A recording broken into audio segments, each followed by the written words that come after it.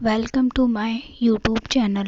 Dictation start होगी 5 second बाद। महोदय, माननीय सदस्य इस सदन के अंदर उपस्थित हैं।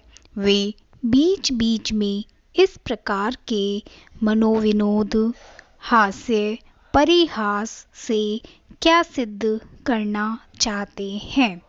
क्या महिलाओं के बारे में वे संकुचित और विकृत दृष्टिकोण रखते हैं? इसलिए मेरा सभी माननीय सदस्यों से निवेदन है कि संक्षेप में मुझे मेरी बात कह लेने दें और अपनी बात को ऊपर लेने दें। आपस में आप लोग बाहर लॉबी में एक दूसरे को चुटकुले सुनाकर हंस सकते हैं। मैं आपसे निवेदन कर रही थी, आज भी समाज में हम इस बात को देख सकते हैं कि महिलाएं पुरुषों की तुलना में भावनात्मक रूप से, बौद्धिक रूप से ज़्यादा शक्तिशाली है। अगर शारीरिक तुलना की बात छोड़ दी जाए, जहाँ तक शरीर की बात है, शरीर की दृष्टि से जो शक्तिशाली होगा वह शक्तिशाली माना जाएगा, लेकिन यह पुरुषों की दुनिया में होता है, यह मनुष्यों की दुनिया में नहीं होता है।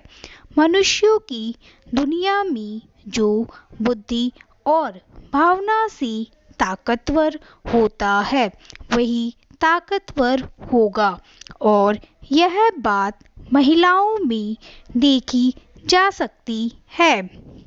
मान लीजिए किसी का पति गुजर जाए तो आप विधवा महिला को बहुत शक्ति के साथ अपना निर्वाह करते हुए देख सकते हैं, लेकिन पत्नी के गुजर जाने के बाद पतियों की क्या हालत होती है वह मुझे बताने की ज़रूरत नहीं है।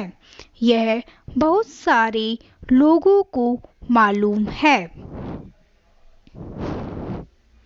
कुछ बातें ऐसी होती हैं जैसे दवाई घर में सिर दर्द, कैंसर और बुखार आदि की दवाएं दी जाती हैं, लेकिन दवाई बेचने वाले के लिए यह जरूरी नहीं होता कि उसने स्वयं भी उन बीमारियों को भुगता हो। इसकी उसके लिए आवश्यकता नहीं होती है।